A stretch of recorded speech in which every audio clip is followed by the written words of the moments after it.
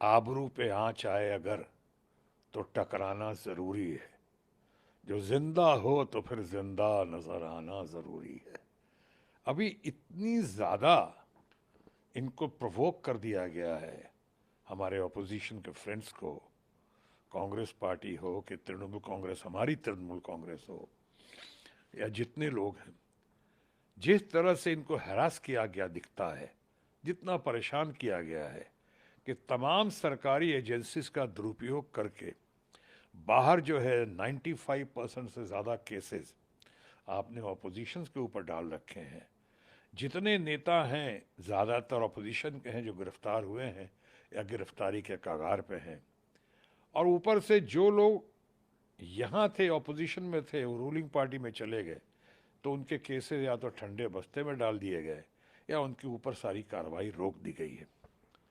अब रही बात पार्लियामेंट के अंदर की, तो पार्लियामेंट के अंदर जो है ये भड़ास जो है, ये सही मानों में ऑपोजिशन का, तमाम लोगों का भड़ास कहाँ निकलेगा? ये सही प्लेटफॉर्म तो पार्लियामेंट ही है।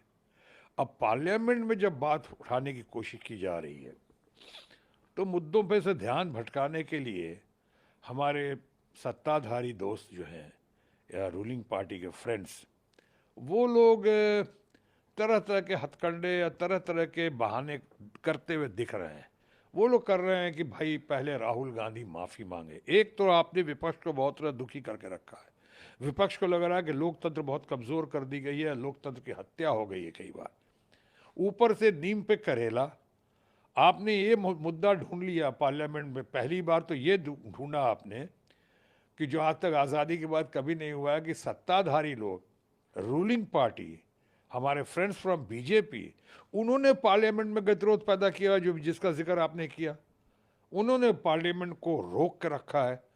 अरे अरुण जेटली हों हमारे स्वर्गीय दोस्त, या सुषमा स्वराज जी हों, या तमाम बड़े बड़े नेताओं ने कहा है और माना है कि पार्लियामेंट चलाना जो है सरकार का काम है, रूलिंग पार्टी का काम है। तो पार्लियामेंट तो देख रहा हूं पहली बार ही गतिरोध या अवरोध, ये ब्लॉकेज, ये तो रूलिंग पार्टी ने कर दिया है।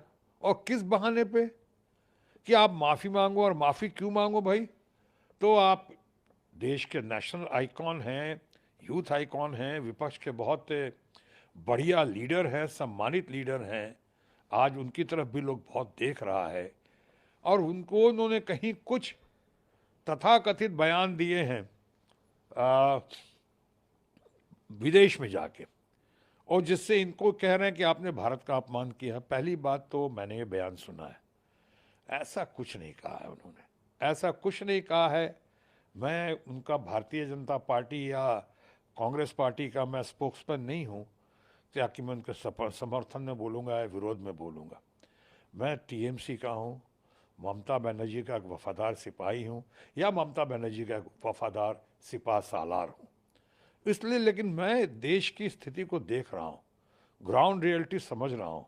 भारत के एक सचेत नागरिक होने के नाते, एक संवेदनशील कलाकार होने के नाते, पार्लियामेंटेरियन होने के नाते, मैं देख रहा हूँ कि जो हो रहा है बड़ी ज्यादती है, अतिशयोक्ति है, गलत है। आपने राहुल गांधी के ऊपर इल्ज़ाम लगा दिया है कि उन्होंने क्या कहा है भाई? क्या कहा है जिसके लिए भारत पार्लियामेंट के बाहर जो बात की है उसके लिए पार्लियामेंट के अंदर आके माफ़ी मांगे? इसका इतना बड़ा हंगामा, हंगामा है क्यों बरपा? थोड़ी सी जो पीली है। अरे भैया डाका तो नहीं डाला, चोरी तो नहीं की है, बस बोल दिया वहाँ पे, बाकी बातें तो वहाँ हुई। और अगर यही कारण है कि भारत के बाहर आपने कहा, तो हमारे दोस्त, फ्रेंड ऑफ द सोसाइटी, माननीय प्रधानमंत्री ने खुद बहुत सारी बातें कही हैं। कनाडा में कही हैं, संघाई चाइना में कही हैं, साउथ कोरिया में कही हैं, और कई जगह कही हैं उन्होंने। और जाके उन्होंने कहा है, और जो कहा है बहुत लोगों को महसूस होता है कि भारत को अपमानित करने का काम किया, कि भारत में पैदा होने पे कुछ साल पहले तक हम शर्मिंदा होते थे, शर्म आती थी, कहाँ पैदा हो गए, भारत सफेरों का देश है, तरह तरह की बातें एक प्रधानमंत्री के मुंह से वाकई अच्छा नहीं लगता है। वो हमारे दोस्त हैं, सोसाइटी के फ्रेंड हैं, सबसे बड़ी बात है भारत के और हम सबों के वो प्रधानमंत्री हैं।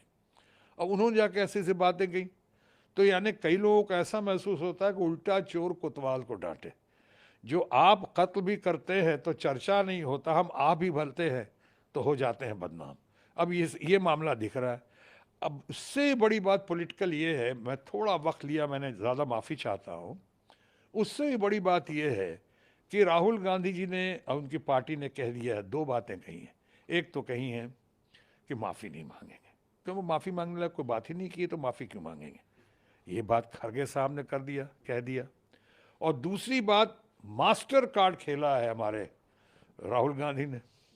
विपक्ष के नेता है, मैं विपक्ष की हैसियत से बात कर रहा हूँ। उन्होंने कह दिया है कि हमारे खिलाफ कुछ लोगों ने पार्लियामेंट के अंदर, कुछ छोटे मोटे मंत्रियों ने और कुछ लोगों ने कही हैं, और उन्होंने मेरे खिलाफ कहा, मैं मेंबर ऑफ पार्लियामेंट, तो मुझे पूरा हक है कि अगर पार्लियामेंट में मुझे बोलने दिया जाए तो मैं सारी बातें रखूंगा। अब कैश 22 में पार्लियामेंट दिख रही है इस वक्त। पार्लियामेंट चल नहीं रही है, मुख्यतः रूलिंग पार्टी की वजह से। और दूसरी बात यह है कि अगर उनको बोलने दिया जाता है तो कई कई बातें, कितनी बघियां उगड़ेंगे वो, कितनी कितनी बातें सामने आएंगी, उस पर क्या होगा, और बात बढ़ेगी, बात निकलेगी तो फिर दूर तलक जाएगी। और दूसरी बात, नहीं बोलने दिया जाता है तो जो वो कह रहे हैं या विपक्ष के बहुत सारे लोग कह रहे हैं कि लोकतंत्र की हत्या हो रही है, हमें बोलने नहीं दिया जाता है, इन बातों को अब साबित कर देंगे, सार्थक हो जाएगी। तो अब पार्लियामेंट चले तो कैसे चले। पार्लियामेंट में उन्होंने गतिरोध पैदा हुआ, राहुल गांधी माफ़ी मांगे, राहुल गांधी माफ़ी नहीं मांगेंगे। राहुल गांधी कहते हैं फ्लोर ऑफ द हाउस पे बात करूंगा, और बात करना चाहते हैं। तो ये तो फिर जब ऐसा मामला हो गया है तो फिर तो बड़ी कठिन है डगर पनघट की। अब तो पनघट तक जाएंगे कैसे, रास्ता तो बहुत मुश्किल है। मुझे लगता है कहीं ये सेशन जो है कहीं निर्णायक सेशन ना हो जाए। हमें लगता है कहीं ये सेशन जो है, और एक मजबूरी और एक कमज़ोरी मैं समझ सकता हूँ हमारे friends from the ruling party Bharatiya Janata party की।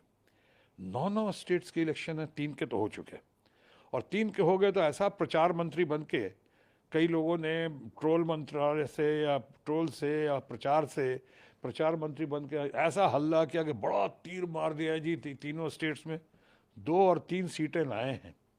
बाकी प्रॉक्सी राइडिंग हो रही है, धन शक्ति का दुरुपयोग करता हुआ देखा है लोगों ने।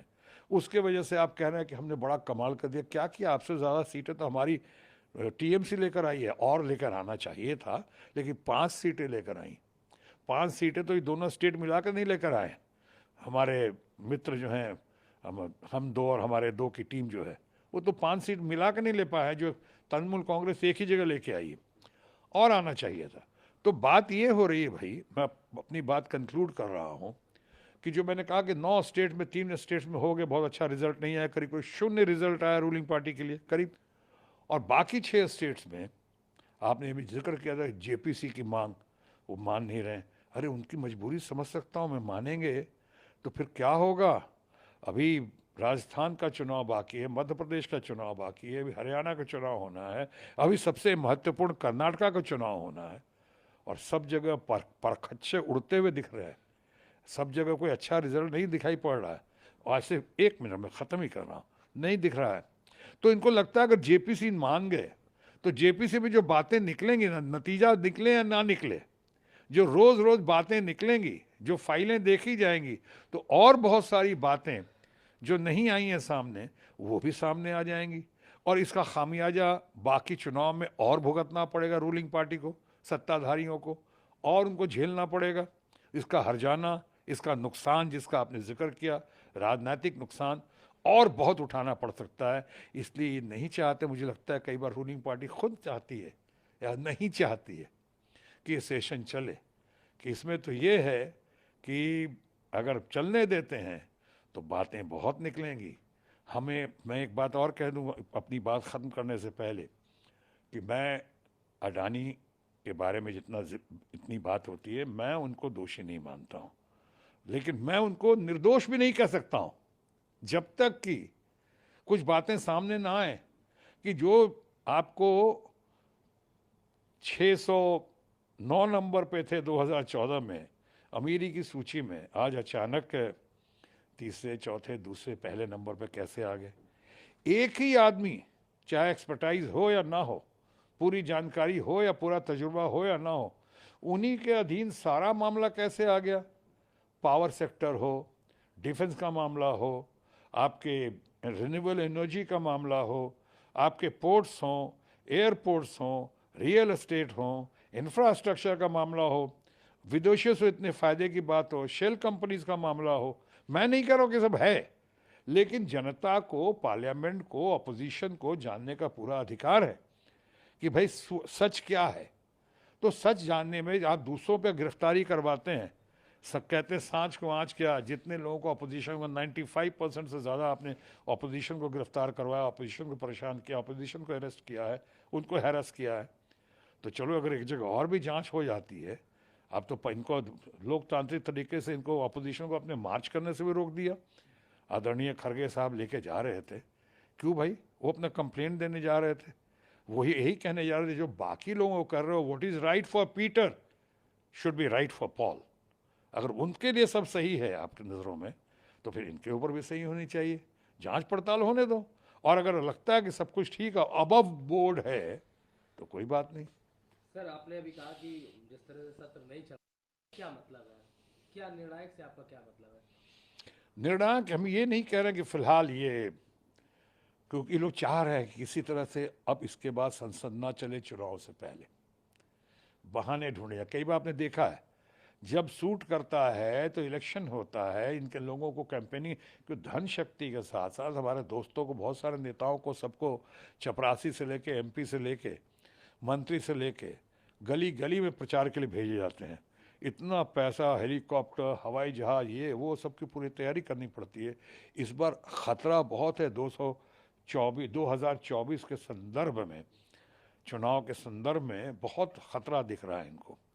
तो ये चाहेंगे कि किसी बहाने अपोजिशन पे, देखिए माफ़ी नहीं मांगी ना, तो इसका बाद करके वो चलें आगे। तो निर्णायक ये हो कि जब तक इलेक्शन के रिजल्ट ना आ जाए, और एक बार इलेक्शन के रिजल्ट अगर आ जाते हैं और जो अपोजिशन और भारत की जनता के मन माफिक आ जाते हैं, तो फिर बात ही कुछ और है। तो इसलिए निर्णायक हो सकता है कि हो सकता है वो बहाना ढूंढ रहे हो, जाना था मुझसे दूर, बहाने बना लिए। वो बहाने ढूंढ रहे हैं कि किसी तरह से इस बार ना चले संसद, ताकि हम अपनी एग्जिट रूट, तो मिल नहीं रहा उनको। अभी यही एग्जिट रूट मिल रहा है इनको, राहुल गांधी माफ़ी मांगो, राहुल गांधी माफ़ी मांगो।